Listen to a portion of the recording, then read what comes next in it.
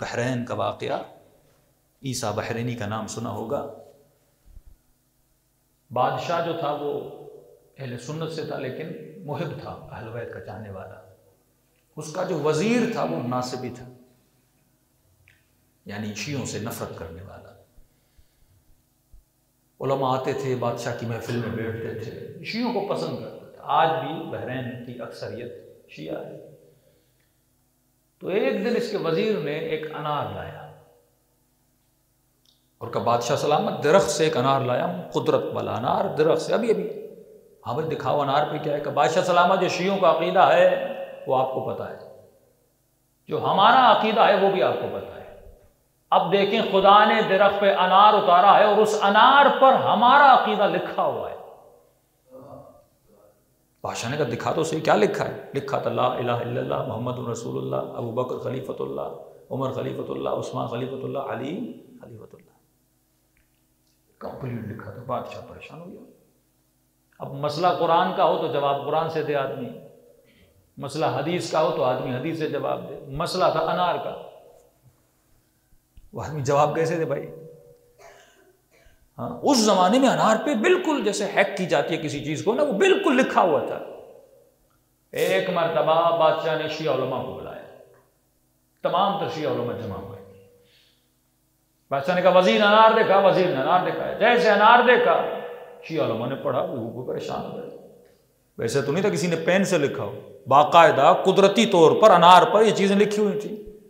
जैसे आजकल पिक्चर आ जाते हैं ना, बकरी पे, कभी पता नहीं किस पे टेढ़े फेढ़े नाम होते हैं, लेकिन फिर भी जमा करके कहते हैं वो चीज लिखी हुई है।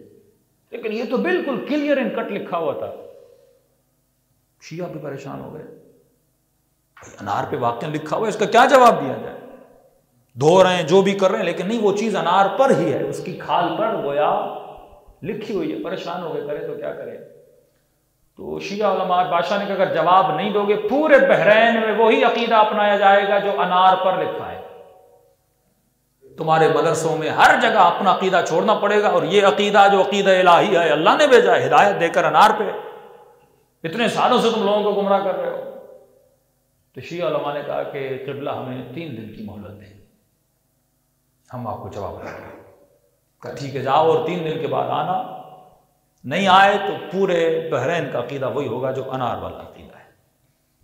शिया उलमा गए और इन्होंने मीटिंग की। मीटिंग करने के बाद इन्होंने अपने आप से, जितने उलमा थे उनमें से 3 उलमा को चुना जो सबसे ज्यादा मुत्तकी, परहेजगार, खुदा तरस थे। तीनों ने यह ठानी कि हर रोज एक जाएगा सहरा में, और सहरा में जाकर पूरी रात रोएगा, इमाम ज़माना से तवस्सुल करेगा ताकि मौला उसकी मदद करे। पहला गया, पूरी रात रोया, गिड़गिड़ाया, लेकिन मौला की ज़ियारत नसीब नहीं हुई। दूसरा गया, पूरी रात रोया, गिड़गिड़ाया, लेकिन मौला की ज़ियारत नसीब हुई। तीसरा गया, जिसका नाम था ईसा बहरैनी, पूरी रात रोता रहा, कहते जहां तक सुबह की अज़ान है। नमाज पढ़ी, फिर सजदे में मैंने ज़ारो कतर रोए, मौला तो सुबह हो गई, आखिरी दिन, अगर आज भी जवाब नहीं मिला तो मकतब खत्म, मजहब खत्म, अकीदा खत्म, हौज़े खत्म हो जाएंगे मौला। ये आपका मकतब है, ये अली का मकतब है। का ये कहकर रोकर जब सजदे से सर उठाया, पीछे से आवाज आई, ईसा बहरैनी घबराता क्यों है, तेरा मौला मौजूद है। का मुड़ के देखा तो उस चेहरे नूरानी पर निगाह पड़ी, ज़हरा के लाल को देखा, फौरन कदमों पर गिरा।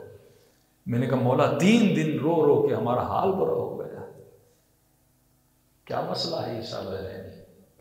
मौला वजीर ने अनार लाया है, अनार पे इस तरह कहानी है, करें तो क्या करें?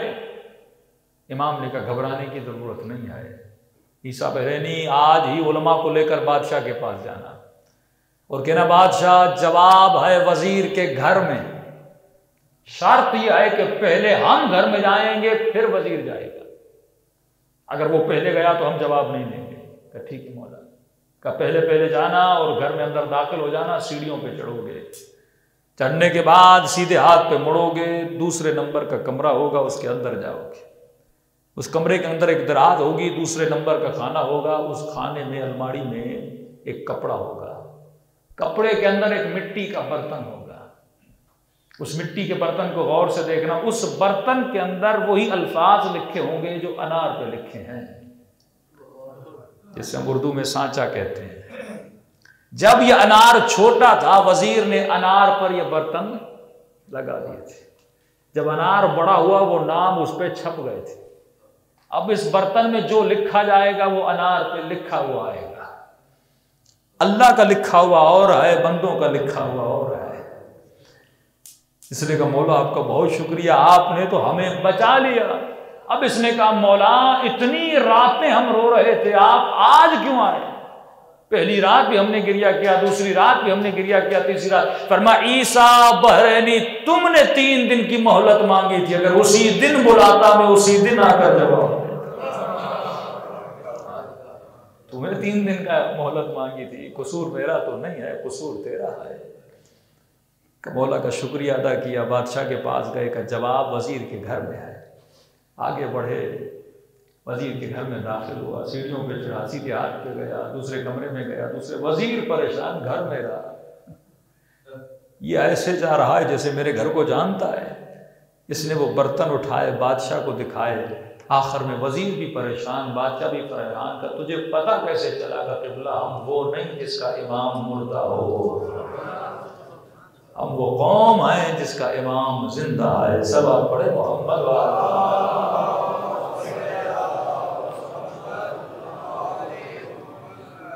तो ये नहीं क्या इस जमाने में भी इमाम की मुलाकात नहीं हो सकती है, लेकिन इंसान अपने अमल को ऐसा